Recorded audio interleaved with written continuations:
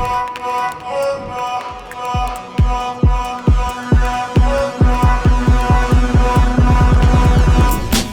everyone. Thanks for tuning in. I'm so excited about the guest that we have today. As you all may know, you're tuning into Women in Leadership at Baltimore Corps. My name is Selena Alexander. I will be your host for today. I am a public ally with Baltimore Corps. I have the honor of working on the technology, media, and communications team as their program communication specialist. So let's just hear about this wonderful organization. Today, I will be interviewing Karon McFarland, Sarah Fulmaine, and Tamara Arnold. Hi, Selena. How are you? I'm happy to be here. Thank you for this opportunity to talk a little bit about our work here at Baltimore Corps, what I do, and the pleasure I get out of serving this community and this organization. Well, Selena, it's so nice to be here. Thanks for taking the time to connect today. Hi, Selena. This is so very exciting. I'm so happy that you are on a team and we have quite a few allies and fellows working with us to do good work in Baltimore. So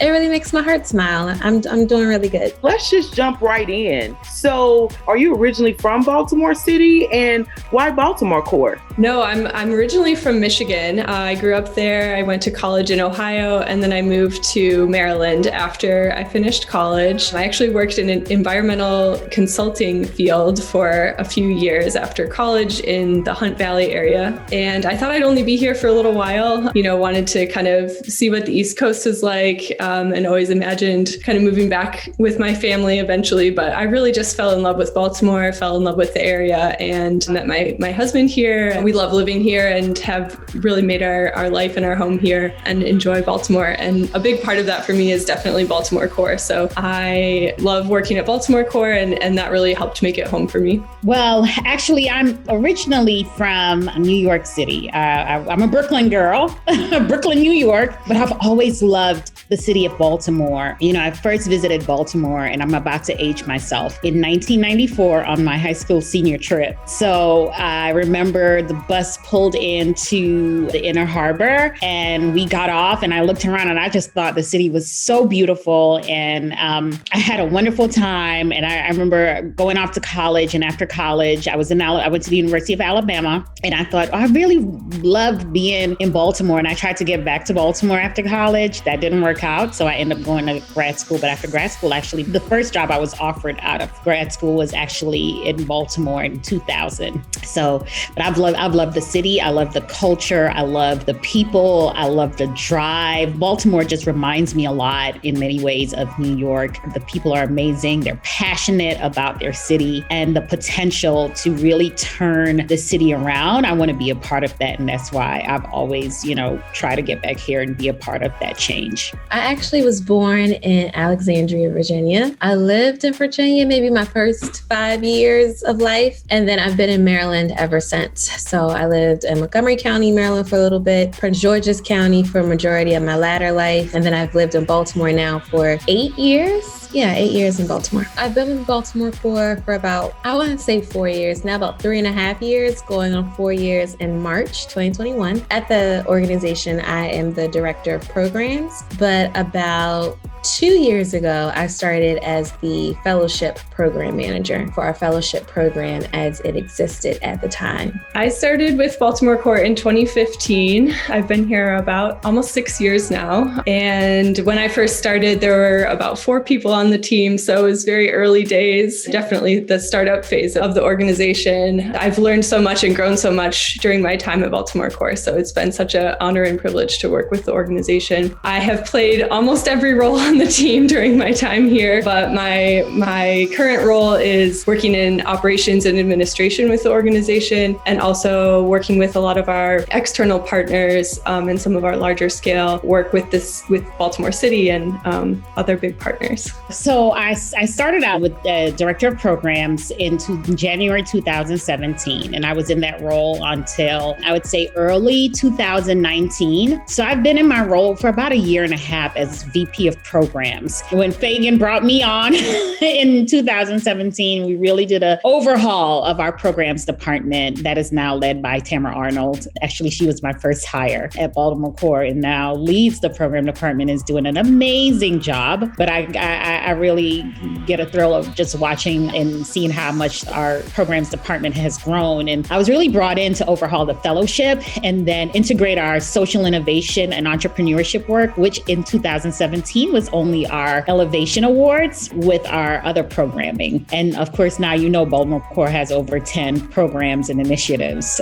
So it's grown quite a bit in 3.5 years. So when I took over and became VP of Programs in 2019, not only did I oversee our programs department, but really just about all our directors except our director of development. So every internal programming, every internal operations falls under my role. Everything except legal and finance and HR. So really running the internal operations of Baltimore Corps, from our programming to our partnerships to our technology. I get to, work alongside your amazing leader, Ebony. Her journey to Baltimore Corps is way more interesting than mine, probably. So I really get to work with some amazing directors to see these women lead the departments that they lead and the work, bringing their teams along and accomplishing all that they accomplish. I often say that, some of the greatest minds I've ever worked with in my 20 years of, nonprofit work. It's been a really wonderful ride. I think of Baltimore Corps when people ask me about that two different ways. There's the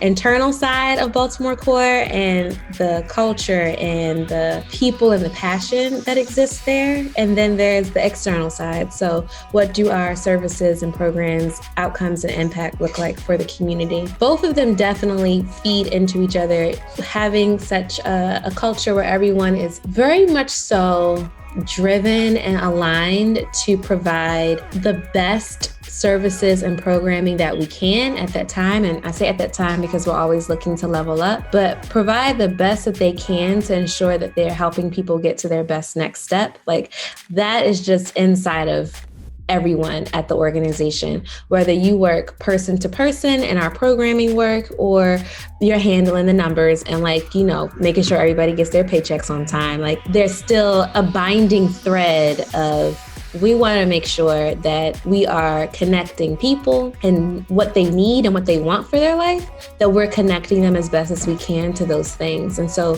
when you just work with people who are of that mindset, they bring that energy and that perspective to the work that they do. So even working with you right now, having this conversation, I'm excited. Selena wants to make sure that, we're putting the message out there and that we are taking in the point of view of women. So girl, let me make sure I hop on this call and, jump in and see what I can do to support you doing that and getting there. Everybody at Baltimore Corps really embodies that spirit. And so what that looks like for our work outside is that we run a variety of programs in Baltimore. We think of there's talent and leadership development, and then there is making sure that we connect people to resources that they're typically, traditionally, systemically left out of. So when we think about our entrepreneurs, how are we connecting them to capital and different fundraising opportunities? How are we connecting them to influential people and entities? When we're thinking about our talent development, both who are we developing and making sure that we are very focused on developing homegrown leadership, people who are committed to staying and living in Baltimore and working for Baltimore's residents. And also, who are we involving in that? So what subject matter experts, what influential leaders, not just in this sector, but in this city, are we involving in this work so that we are connecting these individuals to each other? So it all feeds. It all feeds. Yeah, I'm really excited to kind of hear more about it. Which one of the Baltimore Corps values speaks most to you? It's a great question. For me, it's so hard to decide because one of the things that I love working at Baltimore Corps is that it is such a values-aligned organization. I really believe fully in all of our values, and just the way that they work together and play alongside each other is so important to me. For me, it's super hard to choose because I think they are all so important and resonate so deeply with me as an individual as well. I know that's not really an answer to the question, but I like how they work together and work alongside of each other. For me, I've been in the social impact sector in various roles and with various organizations for about 20 years. And for me, racial equity and justice really stands out because we really get to call out systemic and institutional racism and inequities, I should say, that happens within our workforce and in our systems and in our city. And so to be a part of the solution to really giving people of color an opportunity, I tell the teams this all the time. I said, I see Baltimore Corps as the group that brings a lot of social capital to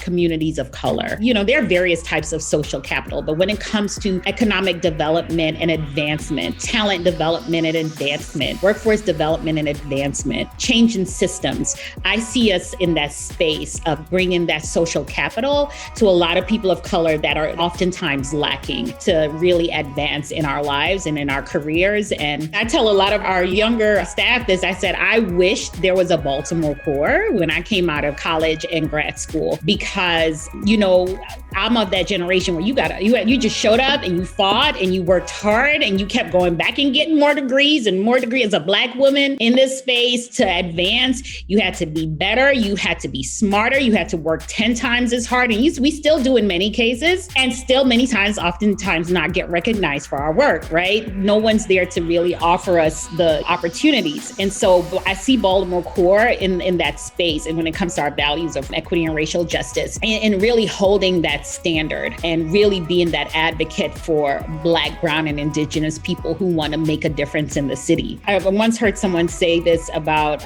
women in the workplace. They say women need mentors, but Black women need advocates, right? We need advocates. We need somebody to be there to say, give her a chance or give him a chance, or, this person's really good. There are many times when I'll get a lot of emails about, particular roles and say, hey, this person is great. And unfortunately, many times, no one's advocating for Black women. And so I really see this organization's role as really standing in the gap and advocating for people of color so that they can have the chance to really share their talents. Because, we're out here going to school, doing what we need to do, earning our degrees and getting the experience we need. And we just want an opportunity to serve the city that we love and bring solutions and turn the city around. I mean, Baltimore is just an amazing place that can be transformed with people who care passionately about advancing the well-being of our city and those who live here. And so to have that opportunity to be a part of that in the space of equity and racial justice, that is the value that really I hold dear, because when I see a candidate of color, I see me. I see me. And so I know what I went through, and I didn't have a Baltimore Corps. So, that stands out to me. Wow. I don't even know how to jump in there. I really don't. Black women need advocates. Wow. Yeah, I agree. Currently right now, I am in one of the programs for Baltimore Corps, Public Allies. And I can honestly say that this program here is really shaping me. As wonderful and affirming it feels to hear you say that, we feel that 10 times all the way through. We are so grateful that people choose us to make part of their journey somewhat, somewhere in this work. And so being able to align ourselves with folks who are really committed to doing the good work in our city, it's a beautiful feeling. And I know for myself and other people that I'm speaking for, we feel very grateful that you guys chose us to be a part of your journey in that. So how do you balance it all? How do you balance your work-life balance with your responsibilities as well? A great question, and one that is really important to me. In addition to my work at Baltimore Corps, I'm also a mom. And so making sure that I have enough time with my son is very important to me and my husband. That's hard to do in the social impact sector. I think a lot of times everyone's working really hard and is so passionate about their work that it can be hard to make sure that you're balancing other parts of your life. But again, another thing that I love about Baltimore Corps is that we are always putting family first. And, if there's ever a time where I'm not balancing my life well, my colleagues will really push me to say, you should take some time for yourself and make sure that you're spending time with your family. family and always putting family and loved ones first. I don't know that I always get it right. There are definitely times where I'm working too hard and doing work at odd hours of the day or night, but it's because I care so much about my work, and it really is important to me to do the work for my family too, because I think part of what Baltimore Corps is doing is envisioning a future that's better than what we have right now, and that's what I want to see for my son and my family as well. So for me, it's important to do the work for my family too. If you're mentally and physically tired, we're not getting your best. And so for me, I have to remember that when I'm physically and mentally tired, my team isn't getting my best. So I have to make sure that I'm really taking the time to take care of myself and, really modeling that for my team, making sure that when they're off, that I'm, no one's calling them, no one's emailing them. Do things get dropped by the wayside? Yes. And it's okay because it's going to be there the next day. That's where we really try to make sure that whatever projects we're working on at Baltimore Corps, we have multiple hands on it. Sarah Fleming is my partner in this work. So we are always talking. If she needs help, I'm there. If I need help, she's there. And we make sure we hold each other accountable. So if I know Sarah hasn't taken a wellness day, I'm like, girl, I'm going to invite you to your wellness day. The month is about to end. And she does the same for me. And we're very honest with each other. Even Fagan, he's honest with me. So, we try to create that environment where we're holding each other accountable and understand that things will fall to the wayside, but it's not the end of the world. I think it's important to over-communicate to our teams and our managers when we're not doing well. But I make sure I get my girl. I didn't always get good sleep. I'm doing better at that. I get my little meditation in. I get, all that good stuff. It's like working on yourself from the inside out. So that's how I try to balance. Doesn't always work, but try my best. You have already shared a lot of tips and nuggets. I've been convicted over here. I'm like, I need to get my yoga in and my exercise. And so you've already gave me several tips that I'm putting in my toolbox. But what other type of advice do you have for the next generation of women leaders? Oh, wow. That makes me think of a little niece born. She's going to be 1 tomorrow. Little Zuri is the future leader. Wow, I'm going to be so old.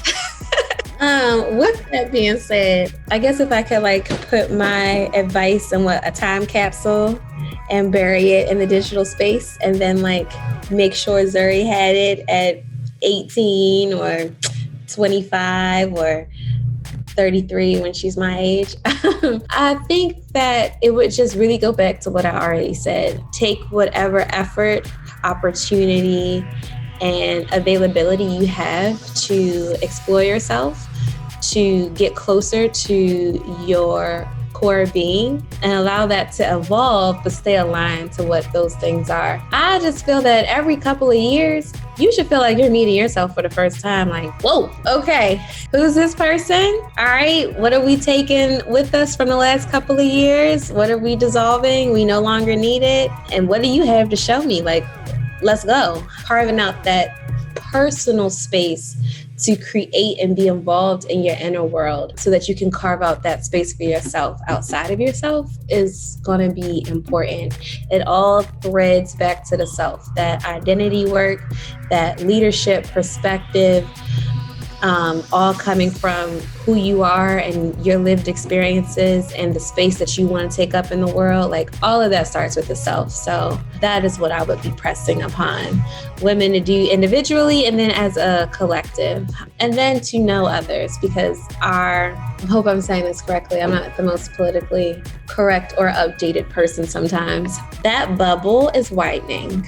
And so who we are involving in that femme-centered bubble and how that bubble is expanding is going to be important. To my future adult, older niece, I don't want you to be on the wrong side of real impact work. I don't want you to be on the wrong side of history. So as you self-explore, open up yourself to allow, once again, those relationships in the world to influence and inform so that you can make an informed decision about who you want to be and how you want to contribute. In terms of advice, so I think there's a lot that can be said here. So the first thing that I would say is I've been very lucky to be surrounded by other amazing, strong women. Some of that happens by default. For instance, my mom and my sister are both amazing, powerful women that I feel so lucky to be able to look up to and have as role models. But then some of it is people that you choose in your life. For me, that's really important, is being surrounded by people that I look up to and admire, that can push me, that always challenge me to work harder, do things that I'm really passionate about and can help me grow too. So that's also my colleagues at Baltimore Corps. Karon pushes me in all kinds of ways. Many other members of the team as well. I feel extremely lucky for that. Other advice I would have is to really not give up when you're looking to go after something. So that's shown up for me in a lot of ways, but one big example was really starting at Baltimore Corps. So it wasn't an easy beginning for my work here. I started by not getting my role at Baltimore Corps. And so, for me, it was like persisting and really showing Fagan and the organization why I wanted to be here, what I could contribute to the team, and the values that I bring to the organization. So that was an early lesson for me, was just like showing up and being persistent and showing, what my value and what I bring to the table. Those are two things that stick out from some of my experience. But also as a mom, I think the question back to balance is, being a mom has also helped me be a better employee at Baltimore Corps, I think, a better manager, and can help me see, other people's perspectives better as well. So I think both of those things play well with each other. Being a mom is important for being able to do good at work. And then also my work adds value to my life as a mom. So, I think I learn a lot from both of those environments, and they both contribute a lot to each other. Yeah, I would say this, and I got this advice when I was in my 20s from one of my managers. She said, I'll start with the career part. Take advantage of every professional development that comes your way. Even if it doesn't make sense in your current role, take advantage. If it's a training and it's free, take it. Reach across departments outside of your, comfort zone to learn more about the organization, so you're not just stuck on this particular path, right? As I advanced in the nonprofit field, my previous organization, I did a little bit of everything. Even though my focus was on community engagement and programs and trainings, did a little bit of everything. I worked with the fundraising team, marketing team, you name it. I worked on expansion. I did everything. So I had a well-rounded understanding of the nonprofit world. So that's what I would say for any young woman who wants to lead at some point. And I tell this to my current team. Don't get stuck in kind of your day-to-day rut. Look outside and go talk to our CFO. Go talk to our general counsel. Go talk to Sarah. Find out about, what partnerships, how does she approach her work? And I've always encouraged our young women at Baltimore Corps to do that. Don't just get stuck in your day-to-day work. Talk to Fagan. Fagan loves to talk about his work as CEO. Talk to him. Talk to me. Talk to Danny about fundraising. If there are particular projects that you want to work on that doesn't fall in line with your particular role, if you work for an organization who will allow you to work on those projects, do it. So that's building your resume. And do not be afraid to speak. This is something that I wish I did more when I was younger, is speak up for myself. Because, not everybody has an advocate. Even though Baltimore Corps wants to be your advocate, in your current role, you may not have an advocate, but you are your first advocate. So don't be afraid to say, that doesn't feel right. Or, yes, you know what, that is not in my wheelhouse, but I feel like I can do that and I want to be a part of that project. Or when you're negotiating your salary, don't be afraid to say, you know what, based on my experience and what I bring to the table, this is what I bring, right? Don't be afraid to build your resume. And even outside of your day job, whatever you're doing in your community, put that on your resume. Right? You may be volunteering or leading a fundraising. Fundraising may not be your day-to-day job, but you may be doing it for your local community. Put that on your resume. That's experience. For women, we have to think outside the box as to how we build our experience, and don't be afraid to speak up for yourself, because you are your first advocate. And surround yourself with people who are smarter than you. I am surrounded by some of the most brilliant minds, and I just glean from them. I glean from them daily. I glean from them. And, I can say when I came to Baltimore Corps, I'd already been in like over 15 years in my career, but I've learned so much. I learned from Fagan. I learned from Sarah. I learned from Tamra. I learned from Ebony. I learned from all those people. So it's both ways. It doesn't matter how long I've been doing this. Look around you and see where you can learn and who you can learn from. And so that's the advice I would give to our up and coming women in leadership. And always, when you get into leadership, treat people the way you want to be treated. It's okay to be kind.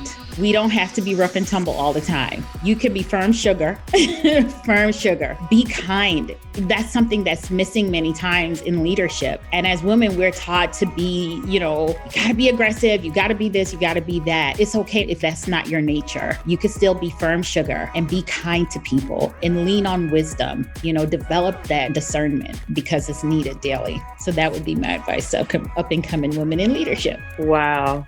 Yeah, it has to be a really great feeling to be a part of an organization that cares so much about the people that you're working with. And it almost kind of sounds like it's a family there. I had such an awesome and amazing time with you. I want for the women that are listening in to this series, I want for them to get connected with you. So how can women get connected with you? And then also, how can they get connected with Baltimore Corps? I am on LinkedIn. So I'm just Tamara Arnold on LinkedIn. You'll see that I'm connected with Baltimore Corps. Like all of that should come up. And I'm happy to connect there if we're not already connected. And then aside from that, if you want to get more involved with Baltimore Corps and just know more about our work, you can follow us on all social medias, Instagram, Facebook, Twitter. So just, Baltimore Corps and all those different outlets. And then we really pride ourselves on bringing people together for good conversations such as this. So we have some chats in the wind. We are on YouTube. We also, what was I going to say? We're on YouTube. And there was one other